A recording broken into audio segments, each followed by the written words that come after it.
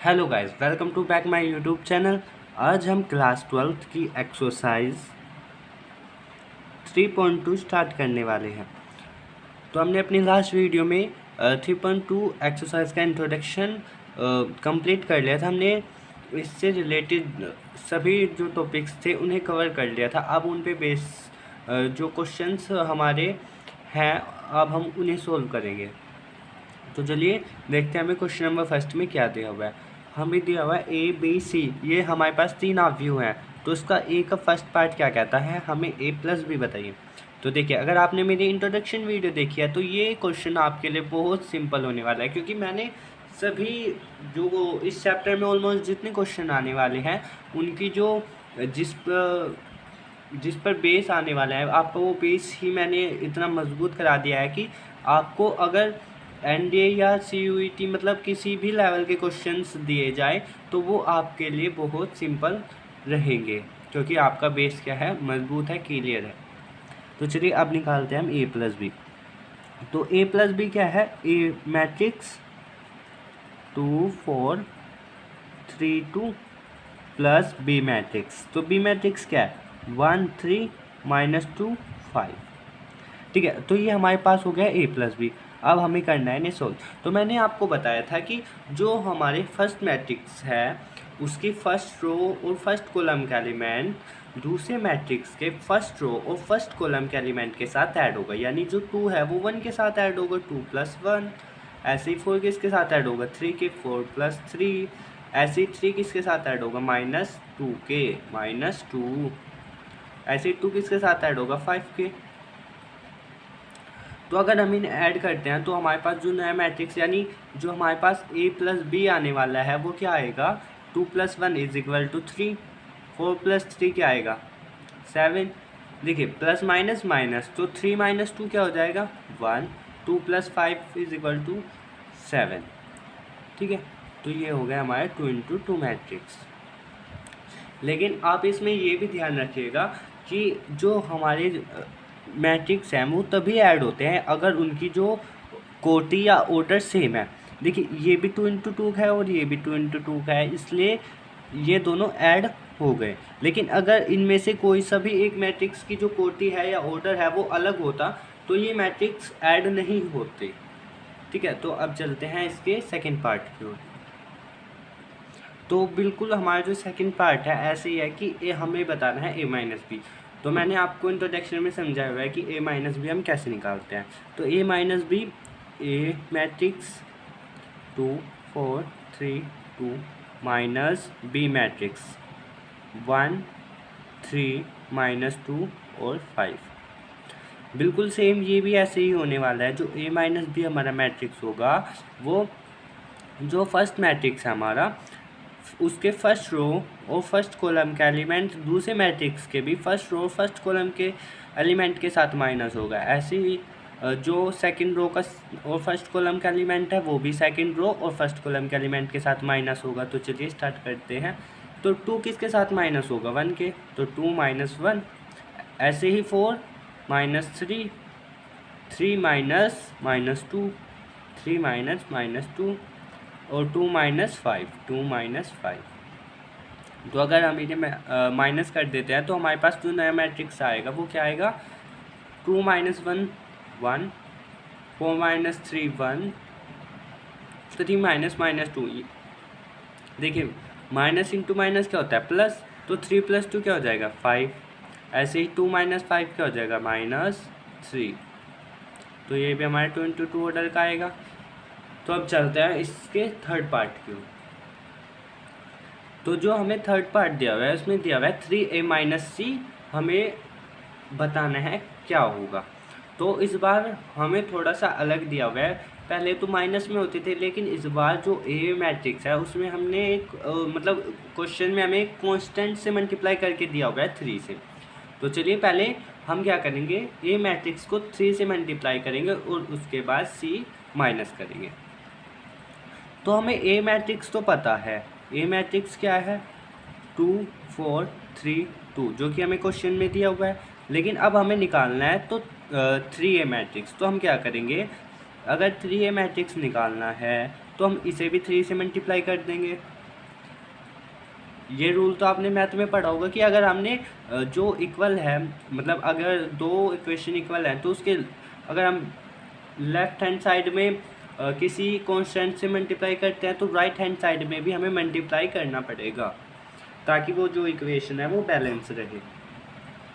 ठीक है, तो अब क्या होगा, 3 की मल्टीप्लाई 2 में करेंगे। मैंने आपको इंट्रोडक्शन में समझाया था कि जो कांस्टेंट होते हैं अगर हम उसकी मल्टीप्लाई मैट्रिक्स किसी मैट्रिक्स के साथ करते हैं तो वो जो कांस्टेंट है उस मैट्रिक्स के हर एक एलिमेंट के साथ मल्टीप्लाई होगा।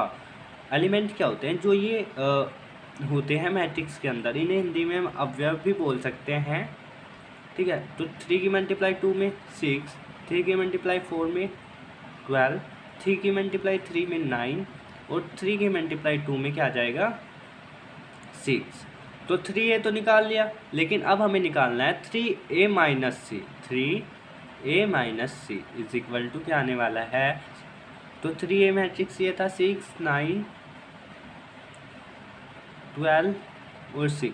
ये मैट्रिक्स था हमारे पास 3a, लेकिन हमें क्या करना है माइनस सी। तो सी जो हमारा मैट्रिक्स है वो है -2, 5, 3 और 4, जो कि हमें क्वेश्चन में दिया हुआ है।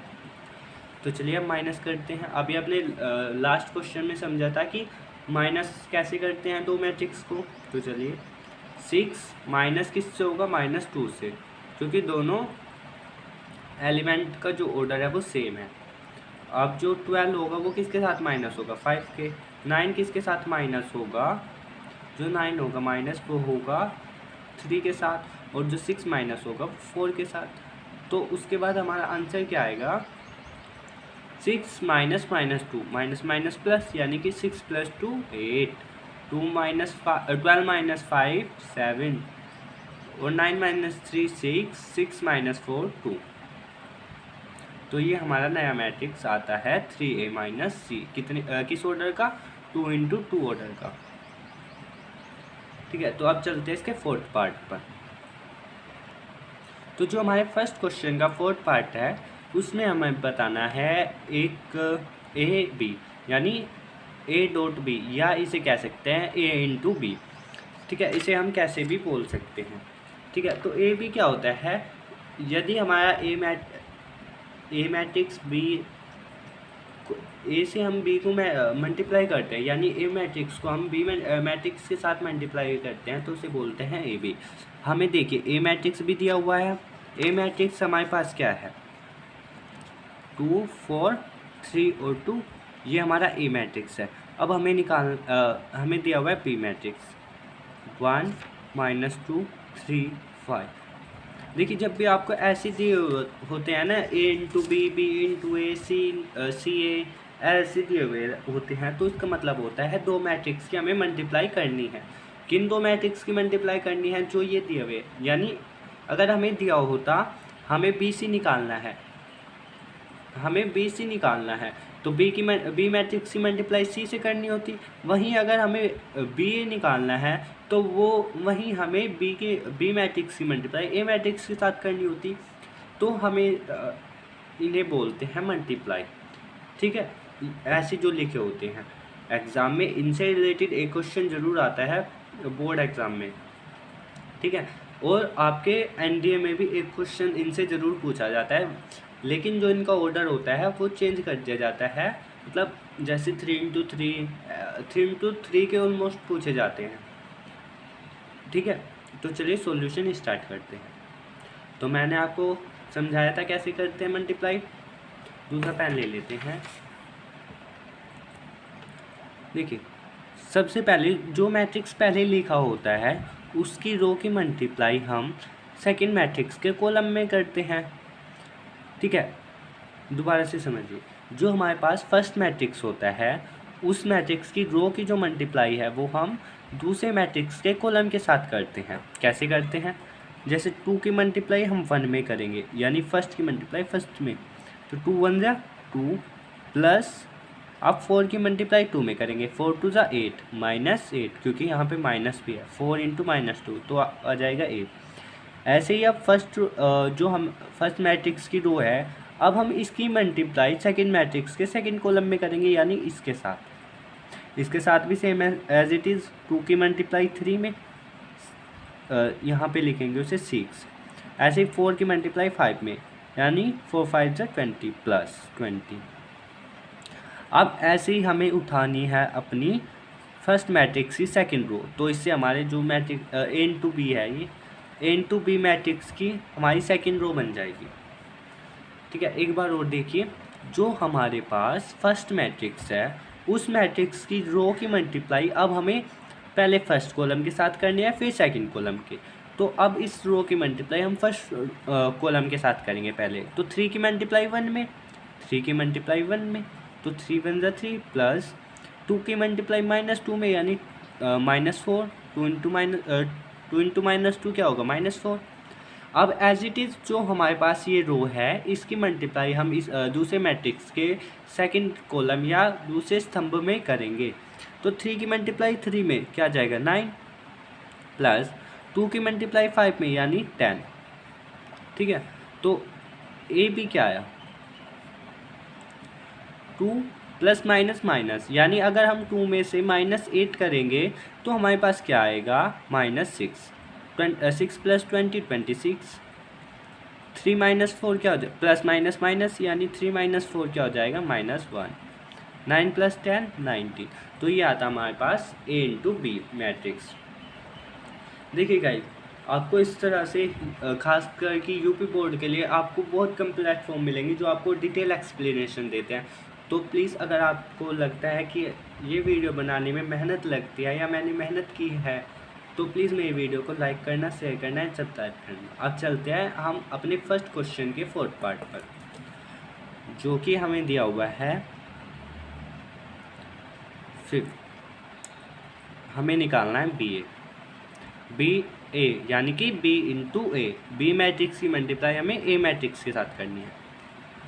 देखिए, कुछ बच्चे क्या करेंगे कि ए बी भी वही मानेंगे और बी ए, मतलब ए बी और बी ए बराबर मानता है, लेकिन ऐसा नहीं होता। ये मैंने आपको इंट्रोडक्शन में समझाया था कि अगर हम किन्हीं दो मैट्रिक्स की मल्टीप्लाई कर रहे हैं तो उनका जो व्युत्क्रम, इसको व्युत्क्रम बोलेंगे क्योंकि उल्टे हो जाते हैं, तो जो उनका व्युत्क्रम है वो बराबर नहीं होता, यानी ए इंटू बी इंटू ए के बराबर नहीं होते। चलिए देख लेते हैं, प्रूफ भी हो जाएगा और हमारे जो ये एक रिज़ल्ट है ये याद भी हो जाएगा। फिर से यह जो ये रिज़ल्ट है ये इम्पोर्टेंट हो जाता है आपके कॉम्पिटिटिव एग्ज़ाम के लिए, जिसमें आपके 11th और 12th के जो सिलेबस होता है अगर उनसे क्वेश्चन आते हैं तो बी ए निकालने के लिए फिर से हमें क्या करना है, पहले बी मैट्रिक्स लिखना है। ठीक है, बी मैट्रिक्स, जो मैट्रिक्स स्टार्टिंग में होता है उसे हम स्टार्टिंग में ही लिखेंगे, अपनी मर्जी से आगे पीछे नहीं कर सकते। तो बी मैट्रिक्स हमारे पास ये था, क्या था, 1 3 -2 5। फिर क्या है, ए मैट्रिक्स, तो अब ए मैट्रिक्स लिखेंगे, यानी 2 4 3 और 2 3 2। चलिए अब स्टार्ट करते हैं इसकी मल्टीप्लाई करना। तो मल्टीप्लाई करेंगे, कैसे करेंगे, फिर से जो फर्स्ट मैट्रिक्स होता है यानी बी हमारा यहाँ पे फर्स्ट मैट्रिक्स है, तो इसकी हमें फर्स्ट रो उठानी है। ये जो फर्स्ट रो है ये उठानी है और इसकी मल्टीप्लाई पहले फर्स्ट कॉलम में करनी है। मल्टीप्लाई कैसे करते हैं, 1 की 2 में मल्टीप्लाई, यानी 2 1 जा 2 प्लस फिर 3 की मल्टीप्लाई 3 में, यानी 3 3 जा 9। एज इट इज़ जो ये फर्स्ट रो है इसकी मल्टीप्लाई हम कॉलम के साथ करेंगे, तो 1 की मल्टीप्लाई 4 में करेंगे तो 4 प्लस 3 की मल्टीप्लाई 2 में करेंगे तो 6। अब जो फर्स्ट रो है उसकी मल्टीप्लाई तो हमने दोनों कॉलम में कर दी, अब करेंगे हम सेकंड रो की मल्टीप्लाई फर्स्ट कॉलम में। तो सेकंड रो की मल्टीप्लाई अगर हम फर्स्ट कॉलम में करेंगे तो 2 की मल्टीप्लाई किस में होगी, 2 में, तो यानी -4 क्योंकि ये -2 था। अब प्लस 5 की मल्टीप्लाई किस से होगी, 3 में, 5 से 15। एज इट इज़ हम जो सेकंड रो है उसकी मल्टीप्लाई सेकंड कॉलम यानी दूसरे स्तंभ में करेंगे तो क्या आएगा, -2 की मल्टीप्लाई 4 में करनी है, तो -2 की मल्टीप्लाई 4 में करेंगे तो -8 प्लस 5 की मल्टीप्लाई 2 में, यानी 10। तो अब इन्हें ऐड कर देते हैं, तो बी ए क्या आ जाएगा, 9 + 2 क्या हो जाएगा, 11, 6 + 4 10 और -4 + 15 क्या हो जाएगा, 11, -8 + 10 2। अब ये क्वेश्चन तो हमारा यहीं पे कंप्लीट होता है। तो अब आप देख के बताइए क्या हमारा ए बी और बी एक इक्वल है। क्या हमारा ए बी और बी ए इक्वल है? नहीं है, इक्वल नहीं है। तो इसलिए ये रिज़ल्ट बनता है कि A B not is equal to B A. तो क्या आप अगर कंपटीटर एग्ज़ाम में ये क्वेश्चन आता तो क्या आप ये सोल्व करके देखते? अगर ये क्वेश्चन आता कि आप बताइए क्या A B is equal to B A होता है, तो क्या आप ये सोल्व करके देखते? नहीं देखते। आपको ये समझना पड़ेगा, याद रखना पड़ेगा कि जो ए बी होता है वो बी ए के इक्वल नहीं होता, यानी A multiply B is equal to not B multiply A. तो चलिए अब जो हमारा नेक्स्ट क्वेश्चन यानी क्वेश्चन नंबर 2 है वो हमारी नेक्स्ट वीडियो में आएगा। तब तक के लिए thank you, keep watching and keep learning. Guys please मेरी वीडियो को लाइक करें, शेयर करें एंड सब्सक्राइब करें। Thank you for watching.